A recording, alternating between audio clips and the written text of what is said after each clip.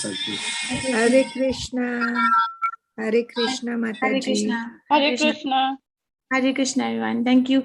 Happy Radha Ashtami. Krishna, Mataji. There is Radha Ashtami in India, right? Happy Radha Ashtami to all of you.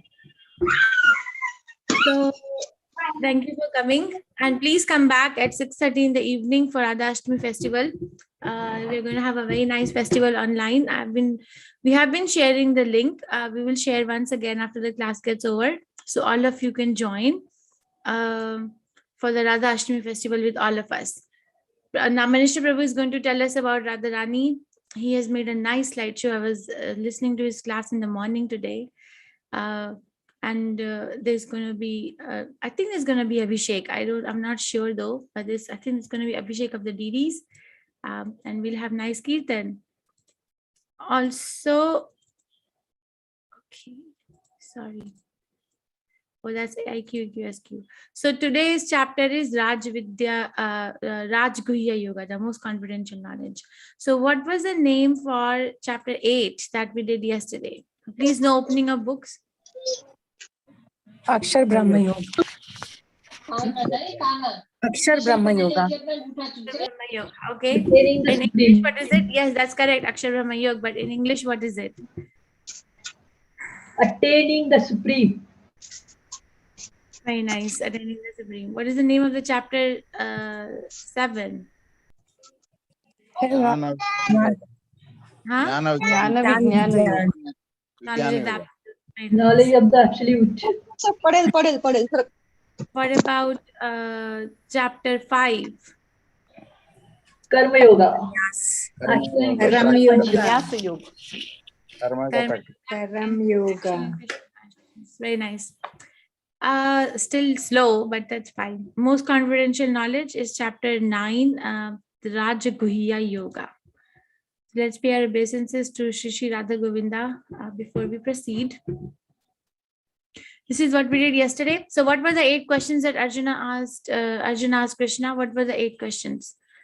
For this, you can even raise your hand. What were the 8 questions that Arjuna asked to Krishna?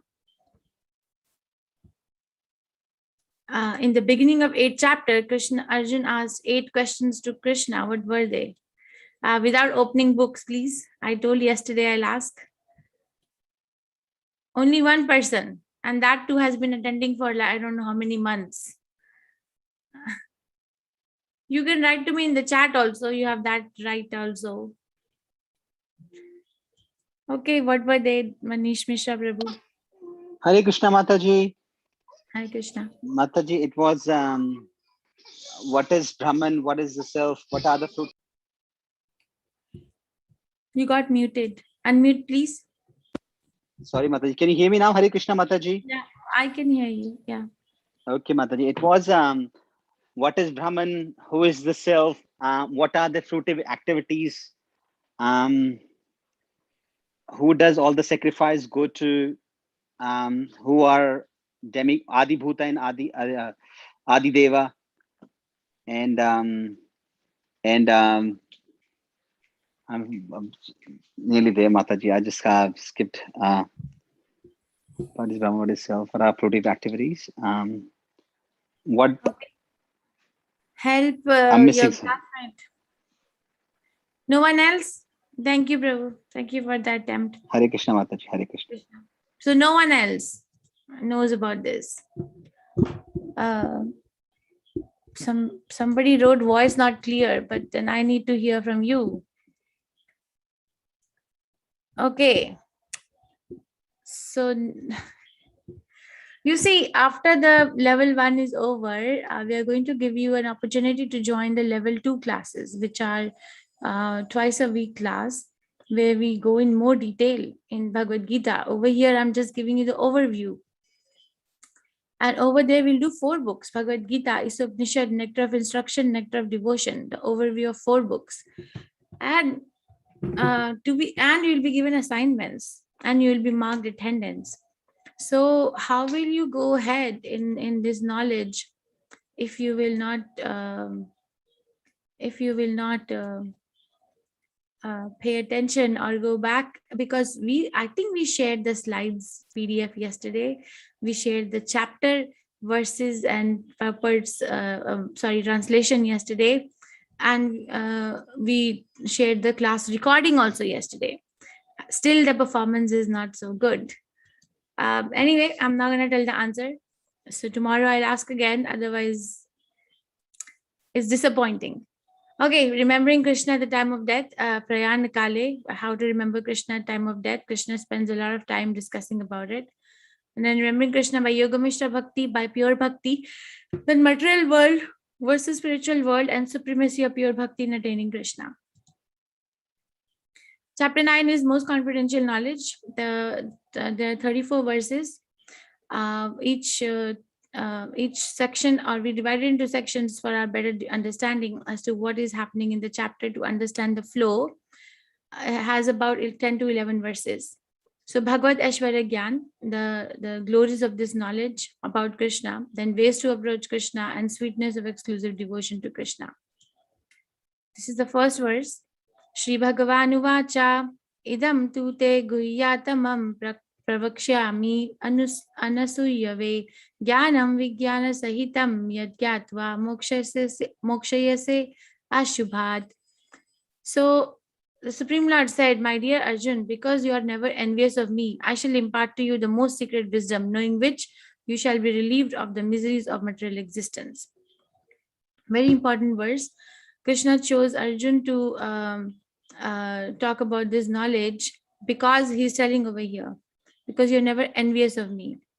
So envy is a quality which has no antidote. We have six anarthas, six major anarthas in the heart.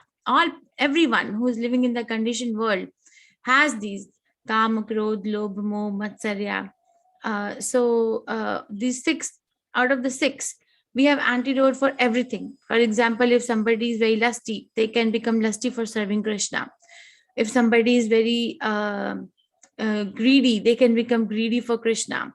If somebody has anger problem, then they can direct their anger towards a person who's getting angry or insulting Krishna or Krishna's devotees. So there's an antidote in bhakti that we can convert some material quality to a spiritual quality. But envy is something which has no antidote. That's what I've been hearing. And how do we define envy? So if I ask this question, what is envy? Then the most common answer I get is jealousy. But jealousy is a synonym. It's not a meaning. I'm asking for meaning. Does anyone know what is the meaning of the word envy? You can write to me in the chat. What is the meaning of the word envy? So envy, I like my spiritual master's definition of envy, that somebody wrote like that only. Smriti Mataji, that means you have been attending for some time. So again, somebody is writing jealousy, and I just said that that's a synonym and that's not a meaning. So yes, some of them who have been attending for some time are writing the meaning that I was going to say. Again, feel jealous. That's not a meaning. So envy is, my spiritual master defines envy as, I like what you have, but I don't like the fact that you have it. So I like that Krishna is Supreme Personality of Godhead. It's a very nice post to have, but the fact that Krishna is the Supreme Personality of Godhead and me, that fact we don't like. So that is why we are sent to a place where we can be like Krishna, imitate Krishna, right? Not serve Krishna. And we can only do that when we forget Krishna. But Arjun is never in that position. Arjun is never envious of Krishna's position. And that is his eligibility criteria to become available to understand the most secret wisdom. So most secret. So there are 3 levels of secret in Bhagavad Gita. The first level is that I'm not the body, I'm the soul. Second is that I am part and parcel of Krishna. And third is that I'm supposed to serve Krishna. So most secret wisdom, Prabhupada writes in the purport that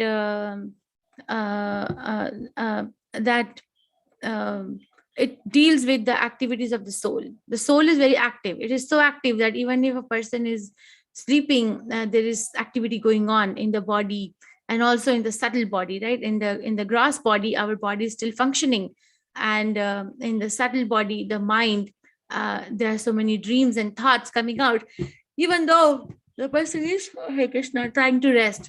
So the soul is so active.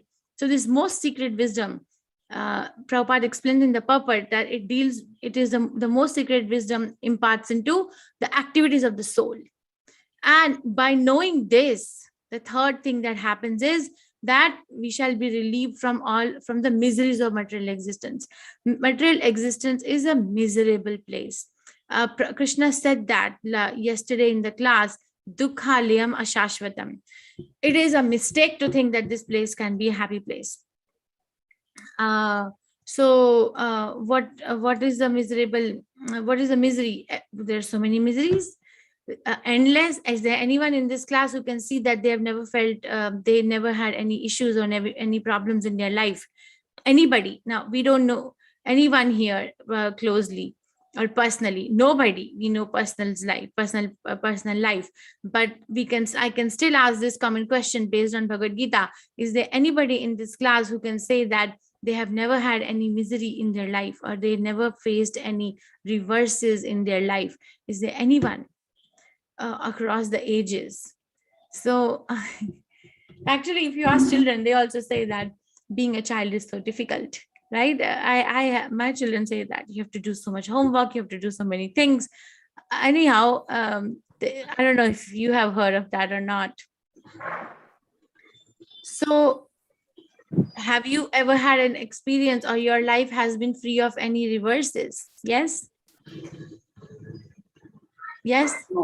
No, everybody No, have got Mataji. misery. Yeah. No. How There is come we nothing have this except in problems common? in life. There is nothing except problems in life, actually. Some So, of the other miseries always be there. Until and Okay. unless we live in this material world in any form, whether human, anyone, problems will be there, because material world itself is known as a place of problems and miseries. Okay. Thank you. So you see, so there is no one in across at least this class who can say that their life hasn't been full of miseries. So if our life has been full of miseries, then the responsibility is that we should try to get rid of those miseries, right? We should try to seek relief. But the material civilization makes us so hypnotized by the fact that we accept that problem driven life is a normal life, or problems are a part of the life. So that's how we grow up thinking. That's what has been given to us from our family and from our educational institute and from the society we live in, that problems are a part of life. But Krishna is saying here, no, the problems are not a part of life. The problems are there just to remind you that this place is miserable, but there is a place where you can get relief from all these miseries. And for that, we need faith. The discussion of faith is coming in the next verse. And faith is developed in Krishna consciousness in the association of devotees. Without faith, nothing happens. So Krishna goes on. So there are three things in the first verse. What are the three things? That I shall impart to you this most secret wisdom. And Krishna is imparting Arjun this secret because Arjun is non-envious. And what is he imparting? Most secret wisdom, and then knowing which there will be no miseries. Rajya Vidya Rajya Hiyam Pavitram Idam Uttamam Pratyakshvagamam Dharmayam Susukham Kartumavyayam. This knowledge is the king of education, the most secret of all secrets. It is the purest knowledge because it gives direct perception of the self by realization. It is the perfection of religion. It is everlasting and is joyfully performed. So these are the 5 things discussed in this particular verse. First thing is, Krishna is saying that this knowledge, or what knowledge? Knowledge of the soul and its relationship with Krishna is the king of education. So our place where we live across the globe, wherever you're situated, what I have realized, or my observation is, not realization, observation is that unless and until one goes to a very nice school and a very nice college and has a very nice job, then they're not considered educated. Right? So why is Krishna saying this knowledge of the soul and activities of the soul and relationship of the soul to Krishna as a king of education? Why not the knowledge of the business from Harvard, or knowledge of the medicine from AIMS, or knowledge of the engineering from IIT is not considered the king of education? You can raise your hand. Why is this particular knowledge Krishna calling king of education that number one? And number two is Rajguhyam, means the most secret of all secrets. There are so many secrets.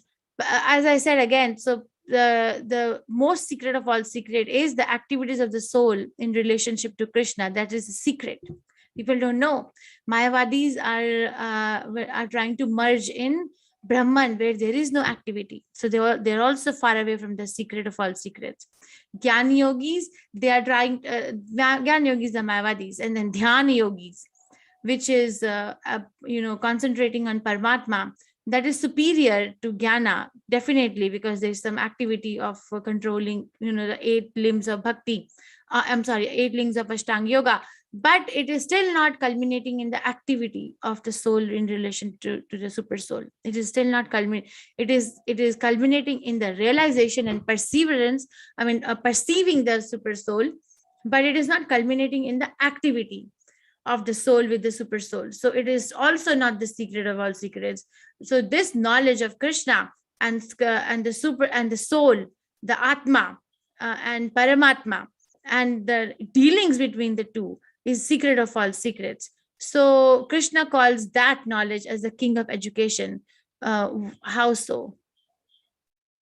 Somebody is writing this meaning of life, finding who am I, and I'm getting enlightened, having the knowledge is utmost. Okay, that's one way of saying. Thank you so much for participating. Rupa Mataji, is my voice clear? Yes, Mataji, it's clear. Okay. Hare Krishna. Thank you. Thank you, Hare Krishna. Yes, so what makes Krishna say this education is the king of education? I am seeing a lot of people sitting here from level 2 classes. Gaurav Govardhan Das Prabhu, Jata DK, they're sitting with their roll numbers. So, sorry. So, you can also answer, what is it that secret of? We already did 9th chapter, right? What is that secret of our secrets?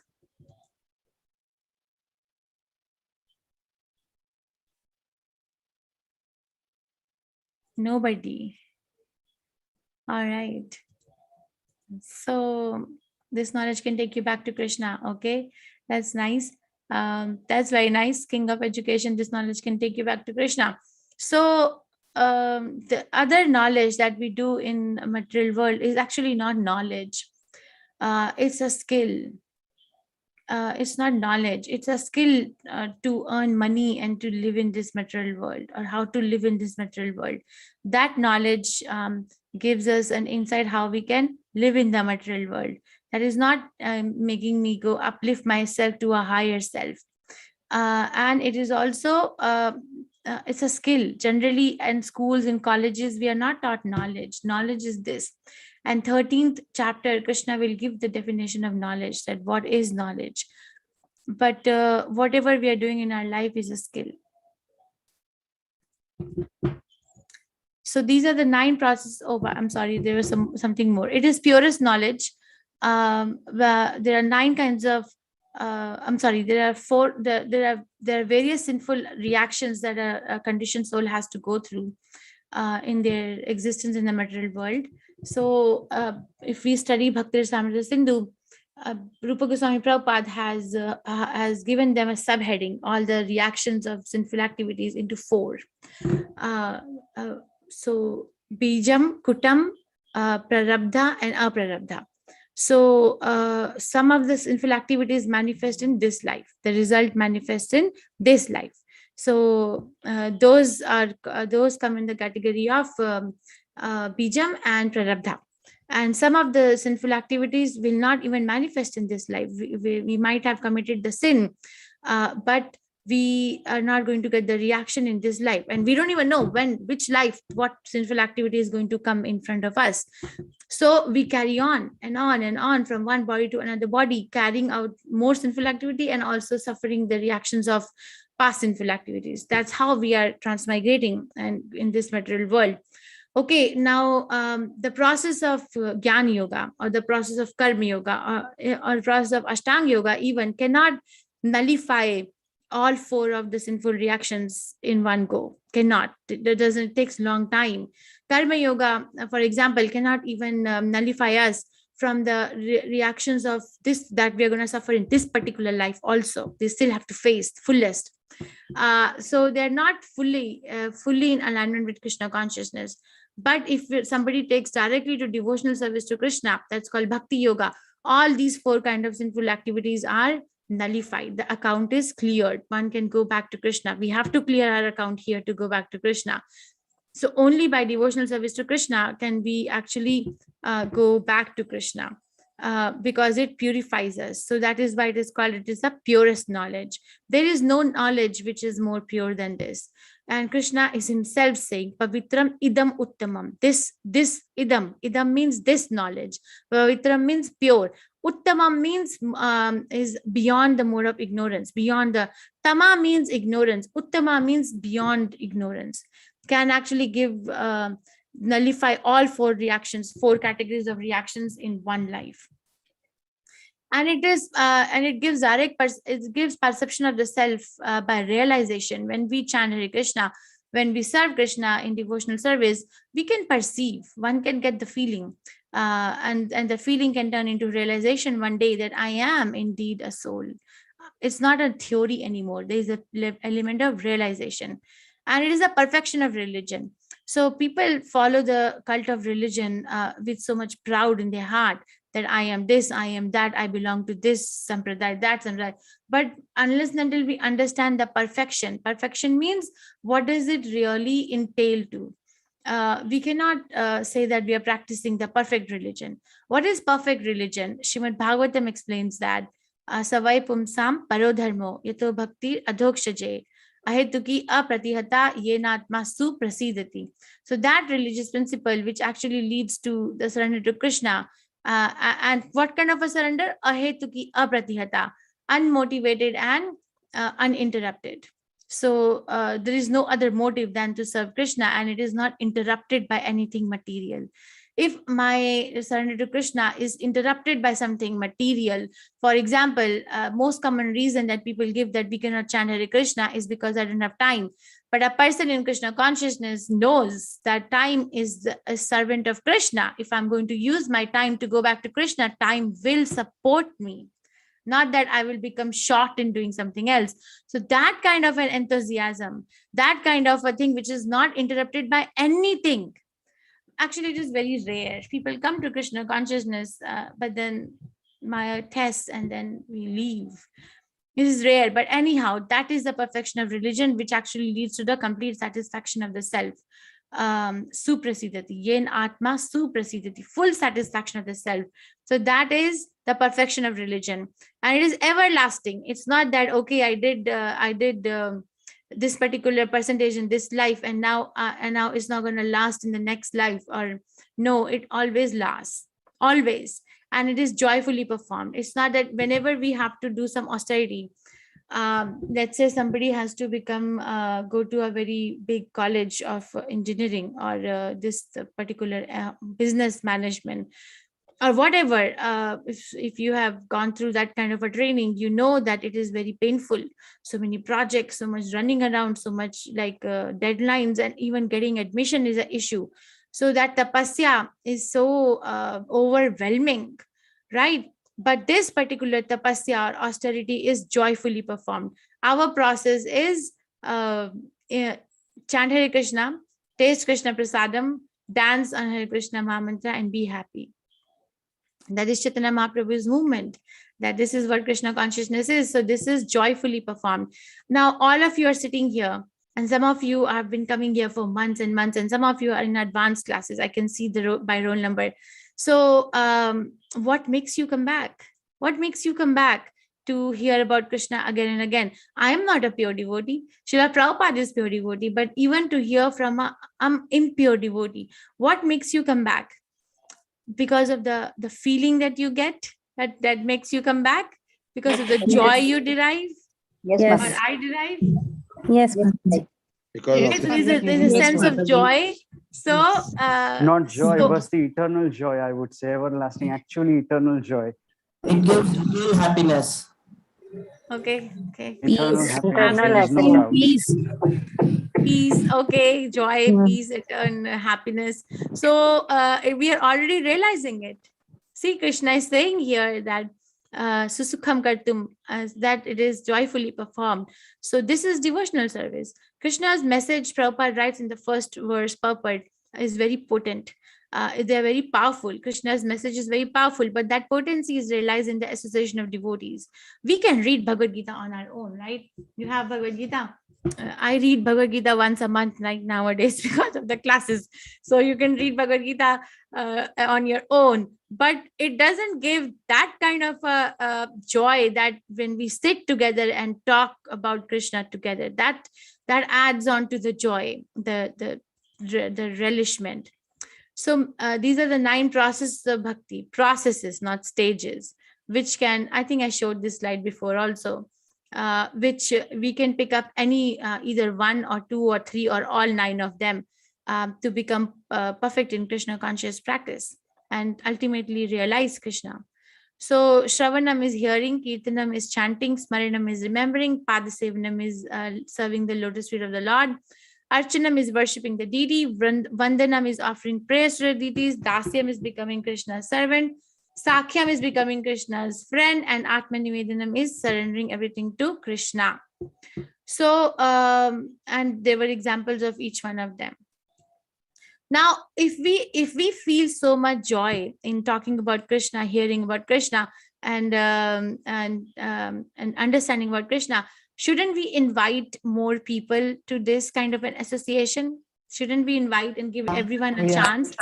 Yes. we should. Yes. Yes, Mataji. So it is a responsibility then, right? Because Krishna likes it. So he likes, he says that. So if I request all of you, to each one of you bring at least 20 people more for the next course launching from October 4, will that be a genuine request, or you'll think that I'm trying to promote? Well, I'm trying to promote. Yes, I'm trying to promote Krishna.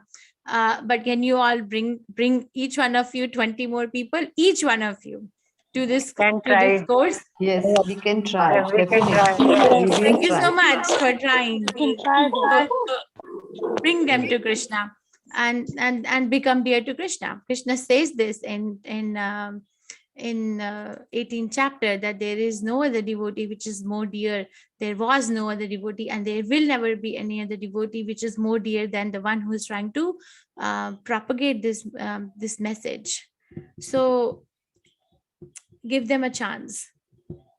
So Krishna goes on. So Arjun is accepted as a devotee to understand Krishna because he's non-envious. But then there are people who are never going to understand Krishna.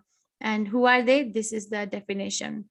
Ashraddhadhan purusha dharma yasya parantapa aprapya mam nivartante mrityu sansarasa vartaman. Those who are not faithful on the path of devotional service cannot attain me, O conqueror of foes, but return to birth and death in this material world. So Ashraddha. So first stage of bhakti is Shraddha, right? Faith. So faith, without faith, we cannot move even an inch anywhere, even in the material world. If I don't have the faith in the words that I'm hearing from society, that I have to get educated, I have to, get a good job, I have to have a good family, I have to have a good life, good wife, all these things, then we'll not be able to move. There is no faith. Actually, no faith is a product of mode of ignorance. No faith. Less faith in the practice of Krishna consciousness is somewhere between passion and goodness. But the faith which is unflinching is coming to the mode of goodness. So faith is very important in the practice of Krishna consciousness. There are 3 ways of acquiring knowledge. What are the 3 ways of acquiring knowledge? Does anyone know? You can write to me in the chat. What are the 3 ways of acquiring knowledge? It is related to Shraddha. That's why I'm bringing it up. So the 3 ways of acquiring, one way of acquiring knowledge is that, okay, somebody wrote, Guru Sadhu Shastra are the 3 evidences, not the 3 ways. Vedas and Rishis are the references, not the ways. Hearing, reading, chanting are the processes of bhakti. No. So hearing, okay, Anjana Mataji, okay, hearing, okay, then not meditation. Okay, thank you so much. So One is Prataksha Praman. Prataksha Praman means that seeing is believing. One way of acquiring knowledge, some people say that if I don't see it, it is not there. So if I don't see God with these eyes, that means God is not existing. So that's one way of acquiring knowledge. And the other way of acquiring knowledge is Anuman Praman. Anuman Praman means estimating. For example, if somebody is cooking in their kitchen and they have something cooking in the pressure cooker, let's say there's a dal getting cooked in the pressure cooker, they're not looking at the dal, but they're estimating, right? They're estimating by the number of whistles that is going to come, that, okay, now the food must be cooked, I need to turn the gas off. So that kind of acquiring knowledge is called Anuman Praman. And the third way of acquiring knowledge is called as Shabda Praman. Shabda Praman means by hearing from the right sources. Out of the three, Prataksha Praman, Anuman Praman, and Shabda Praman is considered to be the best. And we do that. We do that in the material life also. In our day-to-day life, we send our children to school. Yes or no? We send our children to school with a lot of faith. Yes. Yes. So what are they doing in the Yes. school? What are they doing? They are hearing the teacher. We send them to very big colleges. Why? To hear from an experienced person. So imagine that how important it is to acquire knowledge in the material world by hearing from a spiritual master or acharya who is self-realized. So that hearing can solidify our faith. Coming back to the main topic, how do we work on our faith? That Bhakti Lata Bij. We work on our faith by associating with devotees. Unless and until we are in a proper association, we are not Siddha Pranalis. We are not Siddha at a Siddha stage where we can understand Krishna by living alone and be aloof from the main group. No. Prabhupada, when he established ISKCON, he said, you see, Prabhupada's position is very special. He's a pure devotee. He did what none of us could do. We cannot even, compare ourselves. We can only take shelter of Prabhupada. But he said, for our example, he said, I'm not a devotee, but I become a devotee in the association of devotees. It's a very potent statement. So we cultivate our faith in Krishna consciousness by the right kind of association. And if you study that so many people who are drunkards or drug addicts, how did they become drunkards and drug addicts? It's not that they were all having a very hard life and they wanted to get relief and they took to intoxication. No, the most common way how people take to these addictions is by the association. They got into that kind of an association, and then because of the peer pressure, they took it. So why not to get into an association where we can actually march back to Krishna? Otherwise, this is going to happen. Not faithful on the path of devotional service cannot attain me, O conqueror force. And then if we cannot attain Krishna, then where do we go? We return to birth and death in this material world. Okay, I'm going to read the next 3 verses and then I'm going to discuss them together. By me, in my unmanifested form, the entire universe is pervaded. All beings are in me, but I am not in them. And yet everything that is created does not rest in me. Behold my mystic opulence. Although I am the maintainer of all living entities, and although I'm everywhere, still myself is the very source of creation. As the mighty wind blowing everywhere always rests in the ethereal space, know that in the same manner, all beings rest in me. So, sorry, there's an apparent contradiction, right? In the 3 verses, if you read that Krishna says that by me, in my unmanifested form, this entire universe is pervaded. All beings are in me, but I'm not in them. But then he says, okay, I'm not in them, and everything that is created does not rest in me. And then he says, this is my mystic opulence. And then he says, as the wind blowing everywhere rests in ethereal space, know that in the same manner, all beings rest in me. So here he's saying all beings are resting in him. Here he's saying that everything that is created does not rest in me. And in the 4th verse, he's saying that I created the whole thing and everything is in me, but I am not in them. So what is this? This is apparent contradiction. There is no contradiction, but apparently it looks that there is a contradiction. If you remember from 7th chapter, verse number 7, where Krishna said, compared his position as the thread which is holding the pearls together in a necklace, right? O conqueror of wealth, there is no truth superior to me. Everything rests on me as pearls are string on a thread. where we discussed that Krishna is hiding. That's why we cannot see the thread, but we can see the pearls strung together. We can only logically think that there is a thread. That's why these pearls are together. Like that, we can see that all these things in the material world or in the cosmic manifestation is going in perfect order. The sun is rotating in a particular orbit. The moon is in a particular orbit. They're not going here or there by the order of Krishna, but Krishna is not in them. So this is a discussion of advanced class, but this is called Achintya Bheda Bhed Tattva. Achintya Bheda Bhed, so simultaneously one and simultaneously different. So Krishna created this universe, but he's not here. He's still in Goloka Vrindavan. And Krishna is mystic opulence, that whatever is created, he is there in us in a Paramatma form, but in his Bhagwan feature, he's not there. Even though he's a creator and he knows every nook and corner, but he is himself not sitting. And everything that is there in material world is actually resting under Krishna's shelter. As we may think, oh, there is a vast wind, but the wind is actually also resting under the blue sky only. It's not going beyond the sky. So this is called Achintya Bheda Bhed Tattva, simultaneously one and simultaneously different. So Krishna is simultaneously one with the creation in the sense that he created, and simultaneously different that in the sense that he is in his original form, is always in Goloka Vrindavan. This is a mystic opulence. The whole cosmic order is under me. By my will, it is manifested again and again, and by my will, it is annihilated at the end. So this gives a lot of relief to the devotee, that I'm actually never independent of Krishna's vision ever, because Krishna's will is behind manifestation and annihilation. Maya dhakshena prakriti suyate sacharacharam hetunanena kanteya jagat viparivartate.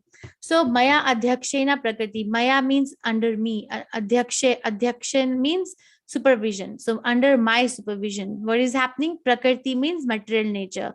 Suyate means producing. What is it producing? Chara. Chara means one who has legs, moving. And achara means one who has no legs. So steady like trees. So under my supervision, this material energy is producing moving and non-moving elements. Hetu nanena kanteya jagat viparivartate. And under me, this is happening again and again. I don't know why this is not, sorry. By its manifestation, it is created again and again and annihilated again and again. It's like Krishna has programmed it. Like, we have devices that we program that turn on at this time, turn off at this time. Correct? There are some devices we can program. You can delay the timer. Like that, this particular material nature is been programmed by Krishna to come into manifestation in this particular time and then again annihilated this particular time. But it is happening like we put a timer in something to program it. Like that, Krishna has programmed this material nature. So this material nature is working under my direction. So Maya adhyakshena prakriti, O son of Kunti, and it is producing all moving and unmoving beings. By its rule, this manifestation is created and annihilated again and again. But who sets the rule? That's the intelligent question. A person with fine intelligence will ask the question, okay, there is a rule, but who is setting the rule? Because without someone setting the rule, how can there be a rule? Have you have that experience that there is a rule, but then you cannot find the person or authority where the rule is coming from? That's not possible. There are rules everywhere. When you're driving your vehicle on the road, there are rules to follow. But who set the rules? The government, right? You can go. So who set this rule is a fine question. Have you had an experience where there's a rule, but you don't have a source of rule?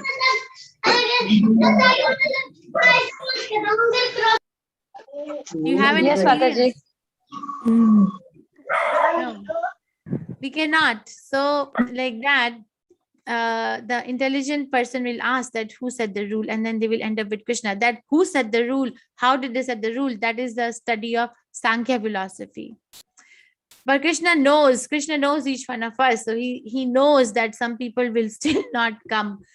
No matter what I do, they will still not come. And who are they? Avajananti mama mudha manushim tanumashritam param bhavam ajananto mama bhuta maheshwaram. Fools deride me when I descend in the human form. They do not know my transcendental nature and my supreme dominion over all that be. So, person who is foolish, muda, cannot understand that Krishna has descended in a form which looks like human, but it is still not human. We look at other things or other people as we are. There is a Sanskrit word for that. Atmavan manyate jagat. Prabhupada used to say that Atmavan manyate jagat, like we look at the world as we are, not really how the world is. So this particular person with no vision or a gyan or no knowledge in the eyes cannot see who Krishna is. And it is proven also, right? When Krishna was personally present on earth, not many people really knew of him being the Supreme Personality of Godhead. There were very less people who knew him as Supreme Personality of Godhead. Most of the people thought that maybe he's a very powerful personality, but not the Supreme Personality. And those people are considered as foolish. So it is now up to us that whether we want to remain foolish and lead our life as being foolish and die as foolish, or we are born as foolish. Yes, om agyan timirandasya. So that's, we are born in the darkest ignorance. But jnana and janjhalakaya. But by taking the shelter of a particular bona fide spiritual master and acharyas, we can actually get knowledge. So the choice is very clear. There is no haziness. There is no ifs and buts attached here. So we can remain foolish and we can say, okay, Krishna is a human. It's just little more powerful than a common human, but he's human. And Krishna says, they do not know my transcendental nature and my supreme dominion over all that be. Which human being you know in your life has lifted up a mountain on the fifth digit of the left hand for 7 days? Which human being do you know? Has done it? Nobody. Okay, so you don't know. Okay, which human being you know that has been able to control the whirlwind, that Trinavrata? No one. Control. Krishna. No one. Krishna is not a human being. I'm asking human Krishna being. killed Trinavrata. No one. So I'm asked the question. Listen to the question. That which human being do you know has done these activities? No one. No one. None. So okay, so then how can we say someone else as God? If somebody says I'm God, then they have to prove they're God, right? And then how do they prove? Then Krishna has set a criteria. Have you done all those things? No. Then my dear sir, you're a dog, not God. Prabhupada said this. But okay, moghasha mogha karma no mogha jnana vichetasaha rakshashim asidim chaiva prakriti mohinim shitaha. Those who are thus bewildered are attracted by demoniac and atheistic views. In that deluded condition, their hopes for liberation, their fruitive activities, and their culture of knowledge are all defeated. So everything is defeated. If somebody is not accepting Krishna as the Supreme Personality of Godhead, but is accepting the demoniac and atheistic views, actually it's a product of pride. Not accepting Krishna as Supreme Personality of Godhead is a product of pride, one's false pride. And that condition Krishna is saying is deluded condition, where somebody is not able to accept their relation with Krishna as servant and maintained. So their hopes for liberation, number one. Number two, their fruitive activities. Number three, their culture of knowledge. Everything is defeated. Cannot get any satisfaction. But on the other hand, there are devotees who are called Mahatma or great souls. Okay, Krishna will spend, I think, 2 verses describing the qualities of Mahatma. Mahatma nastu mam partha devim prakritim ashritaha bhajanti ananya manaso gyatva bhutadim avyayam. O son of Pritha, those who are not deluded, the great souls, are under the protection of the divine nature. They are fully engaged in devotional service because they know me as the Supreme Personality of Godhead, original and inexhaustible. So when we get deluded, we come under the Mahamaya, the external energy of Krishna, that keeps us deluded. And why does she keep us deluded? Because we want to remain deluded. But if somebody doesn't want to remain deluded and accepts the path of Krishna consciousness, then they come under the protection of the divine nature. And that protection of divine nature is given directly under the supervision of Radharani. That is why today's day is so special. Radharani is very, she has 25 qualities, and one of her qualities is she's very modest. She actually, if we take the protection of the divine nature, we go to Radharani, and if Radharani refers us that this devotee is very nice, Krishna will ask no questions, directly accept it. So that is divine nature. Even though that person may be living in this material world, walking around, talking around like us, but is still not under the control of external nature. There's an example for it. Let's say that a person from Prime Minister's cabinet comes to your house. That person, when they are driving their vehicle on the road for official business, have you seen that the common mass of people, they have to wait for their vehicle to cross by, right? Yes. Yes. So they have to wait. Yes, Mataji. So that means that they are Yes. not under the rules of the common rules of this particular of the society. So if it is valid for such a common person, then imagine a person who is serving Krishna with all heart, like Srila Prabhupada. We can say that Prabhupada was talking like us, or eating like us, or looking like us, but he was still not us. Still not us, because he was under the protection of the divine nature, and he wants to give it to us. He wants to give us the same protection. And they're fully engaged in devotional service because they know Krishna as the Supreme Personality of Godhead, original and inexhaustible. And this is Madhavendra Puri. Madhavendra Puri, Prabhupada's story will come, I'll tell in 12th chapter also, but he was one of the Mahatmas. And this is the activity. Satatam kirtayanto mam yatantas chadrida vrataha namasyantas mam bhaktya nitya yukta upasate. Always chanting my glories, endeavoring with great determination, bowing down before me. These great souls perpetually worship me with devotion. So what are the activities? They're chanting Krishna's glories always with great determination. They take privilege. It's not that, oh, I'm trying to show off that I'm so religious. No, they're fully convinced that Krishna is the object of my worship. Krishna is the object of my affection. So they're doing it. I'm supposed to serve Krishna. And they perpetually worship Krishna with devotion. Devotion is the biggest thing. Pitamaha asya jagato mata dhata pitamaha vedayam pavitram omkara riksamaya jurevacha. I'm the father of this universe, the mother, the support, and the grandsire. I'm the object of knowledge, the purifier, and the syllable Om. I'm also the Rik, the Sam, and Yajur Vedas. So Krishna is saying that I told yesterday, right? Krishna will start speaking about his opulences, where we can see him. So this particular universe has a creator. So creator, father and mother, right? To create something, there's a need for father and mother. So Krishna is saying, I am that father and I am that mother. And I am the object of knowledge. I'm the purifier. I'm the syllable Om. I am also these books of knowledge, Rik, Sama, and Yajur. I'm the goal, the sustainer, the master, the witness, the abode, the refuge, and the most dear friend. I'm the creation and the annihilation, the basis of everything, the resting place, and the eternal seed. Oh Arjun, I control heat, the rain, and the drought. I am immortality, and I'm also death personified. Both being and non-being are in me. So that way Krishna is everywhere. Non-devotees say that, show us God. Can you show us God? And a devotee says, tell me a place where there is no God, because they can see Krishna through these eyes of knowledge. Those who study the Vedas and drink the Som juice, seeking the heavenly planets, worship me indirectly. They take birth on the planet of Indra, where they enjoy godly delights. So study Vedas, drink Soma juice for elevating themselves to higher planets. They go to Indralok. And Indralok has very nice sense enjoyment facilities. When they have thus enjoyed heavenly sense pleasure, they return to this mortal planet again.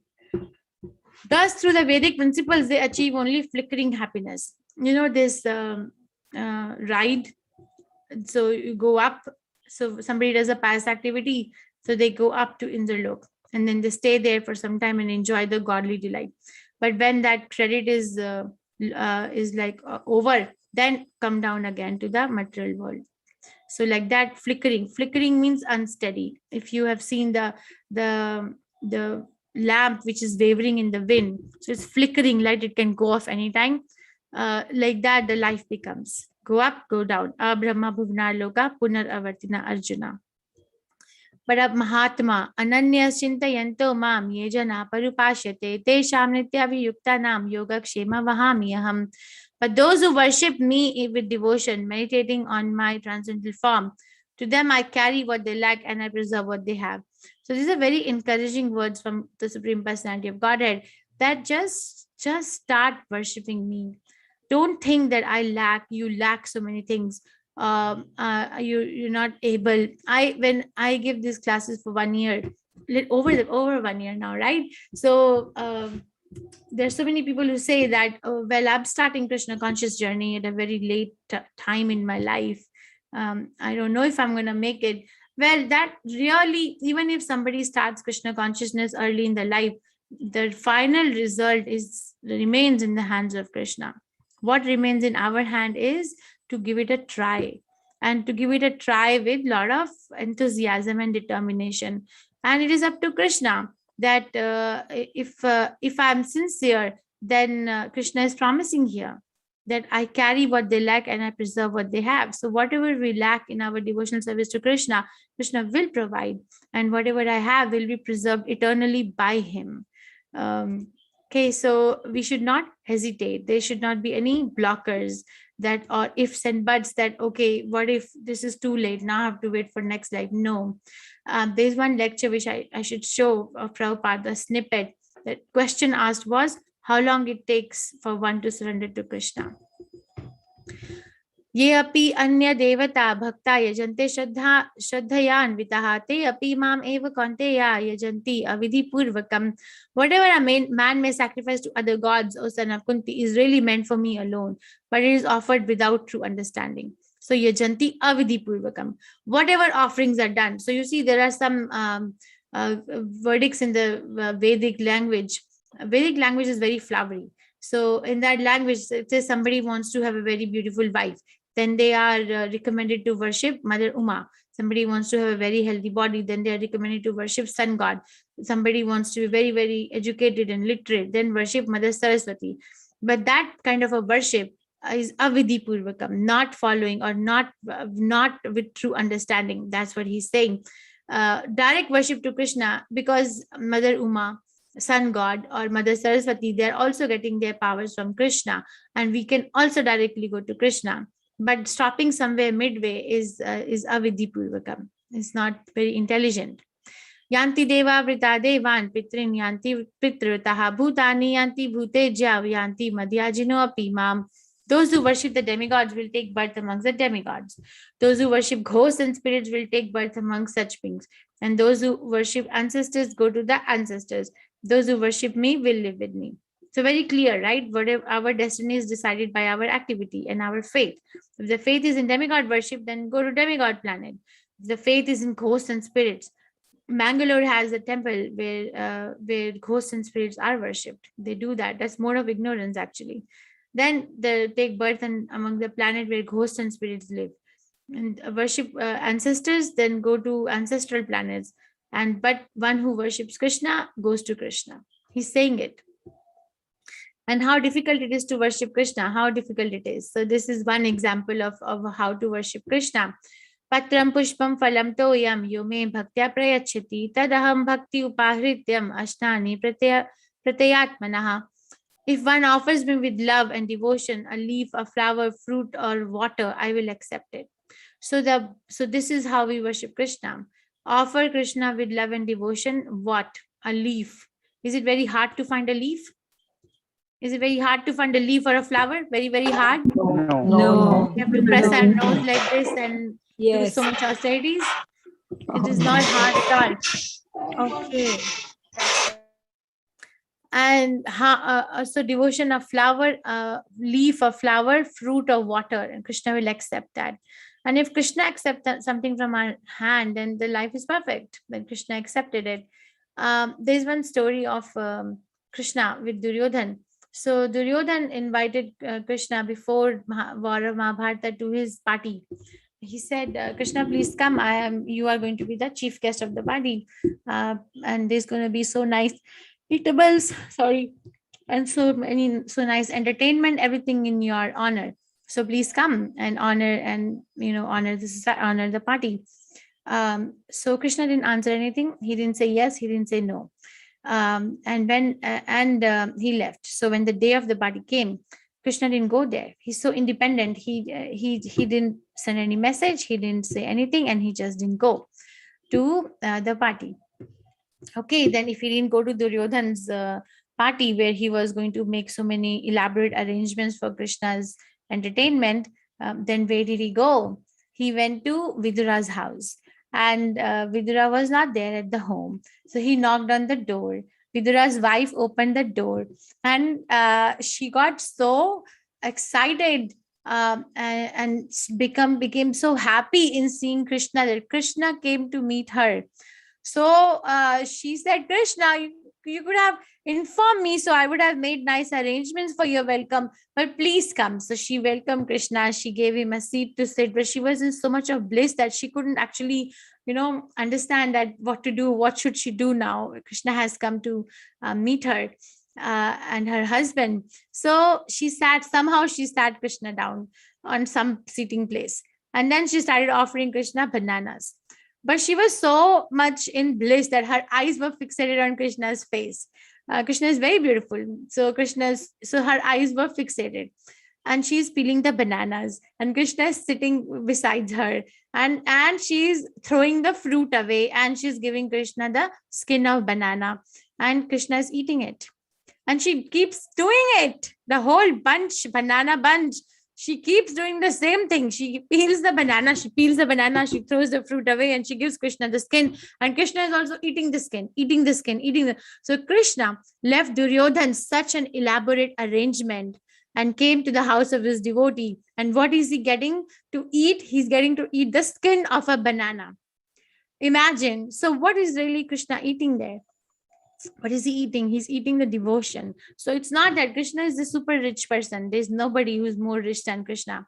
One can be very proud of their richness or their bank balance. But can they say that, oh, I have all the wealth of all the three worlds? Can somebody say, oh, I am so rich because I have all the wealth of all the three worlds? Whatever is there in the whole world is mine. No. So Krishna is that kind of rich. Krishna has all the wealth. He's the sole proprietor, but he's eating the banana peel. So it's very, Krishna consciousness is very easy for a simple person, and it is very difficult for a person who has no faith. So yat karoshi yadashnashi yat juhoshi dadasi yat tapasyasi konteya tat kurushva madarpanam. O son of Kunti, all that you do, all that you eat, all that you offer and give away, as well as all austerities that you may perform, should be done as an offering unto me. So these are the four things, right? All that you do, all that you eat, all that you offer and give away, all the austerities that you may perform should be done as an offering unto me. So just remember Krishna. The bottom line is that we forget that why are we doing this and who is the enjoyer. Don't consciously remind yourself, and that remembrance will come if we are chanting Hare Krishna.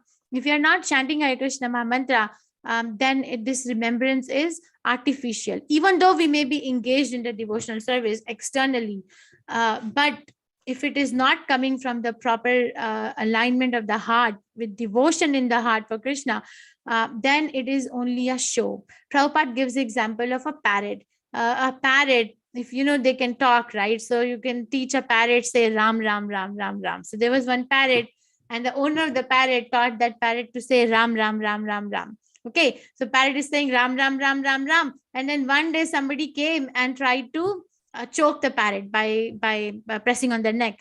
And that time, what came out? Quack, quack, quack, quack, quack. So that means that we don't need parrot-like chanting. We don't need parrot-like devotional service. Because when there is a problem or when we really have to remember Krishna, then quack, quack, quack will come and not Ram, Ram, Ram. So beware and be aware. Both the things have to be done. Samoham sarva bhuteshu name dvesho asti na priyaha ye bhajanti tumam bhaktya maite teshu chapi mam aham. I envy no one, nor am I partial to anyone. I am equal to all. But whoever renders service unto me in devotion is a friend, is in me, and I am also a friend to him. So Krishna is impartial. Samo aham sarva bhuteshu. He's saying it. I am not partial to anyone. So basically what it means is that he's available to everyone. It's like sunlight. So sunlight, is it partial?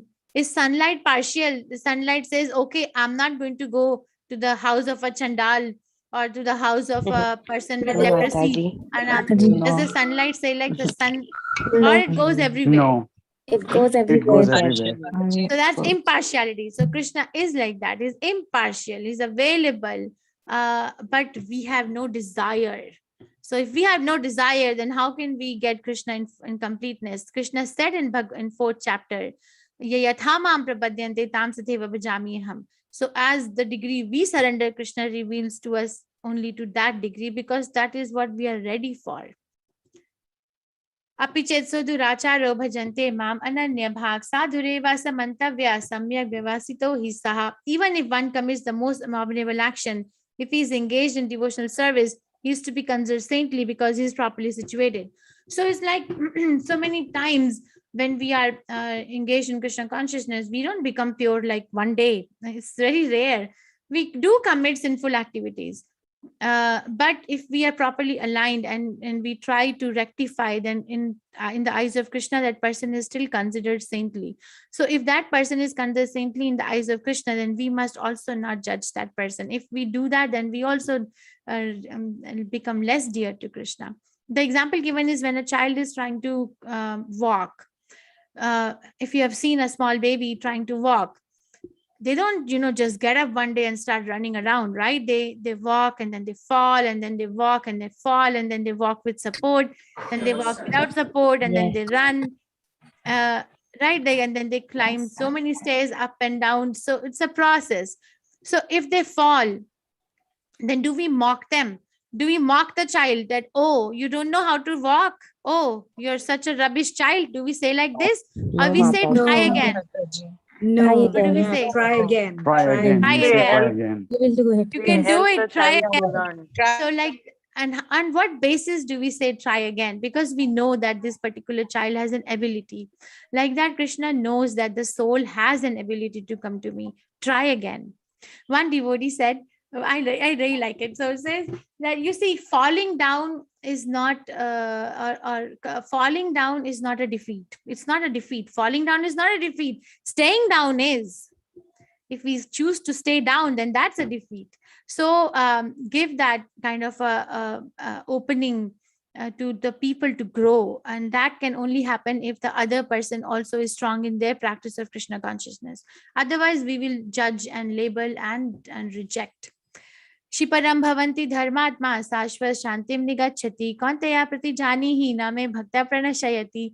He quickly becomes righteous and attains lasting peace. O son of Kunti, declare it boldly that my devotee never perishes.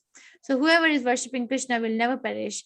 And Krishna is telling Arjun to declare it, because Krishna sometimes lies, but if his devotee declares this, then he keeps up the word of the devotee.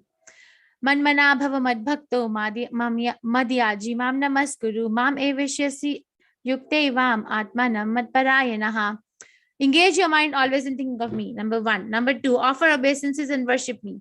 Number 3, being completely absorbed in me. Surely you will come to me. So this chapter 2 times Krishna said, surely you will come to me. So what are the 4 things? This verse is repeated twice in Bhagavad Gita. This verse will come again in 18th chapter. Engage your mind always in thinking of me. Man mana bhava madbhakto. Number 2, offer obeisances. And number 3, worship me. And number 4, being fully absorbed in me, you will come to me. So who wants to go to Krishna? Who wants to go to Krishna? Who wants to go to Krishna? Me. I. Me I. too. Everyone. So today is a very nice day to start Everyone that wants to process. go. I. Everyone of us wish to go to Krishna. So All you're of- all devotees. You see, so then today is the best day to start this journey. We have to start our journey from somewhere. So, or if you're already in the journey, then this is the best day to actually enhance your journey. And what will you do? What will you do today to do this? What will you do? Today is Radhashtami. Fasting and hearing about Krishna. Okay. And chanting more than 16 Chanting. rounds. Thinking Chanting about more Oh, than the 16 16 rounds is rounds of very Hare nice, Krishna but Mahamantra. at least it's very nice. Thank you. Chanting Hare Krishna Mahamantra is very pleasing to Krishna. and is very pleasing to Radharani also. So please chant. There is no loss. Give it a try. Okay, so this is what we did today. Bhagavad Aishwarya Jnana, 1 to 10th verse, Rajavidya Rajguhyam. We discussed 3 elements in the first verse and 5 elements in the second verse of this. Why is this a king of education? What is the secret of our secrets? What are the this process is easy to perform, this process is joyfully performed, and this process is the most pure process. So these were the things which we discussed in 9.2. And then ways to approach Krishna, and sweetness of exclusive devotion, that man manabhav mad bhakto madhyaji mam namaskuru. So if we exclusively worship Krishna, then we go to Krishna. Okay, so I want to show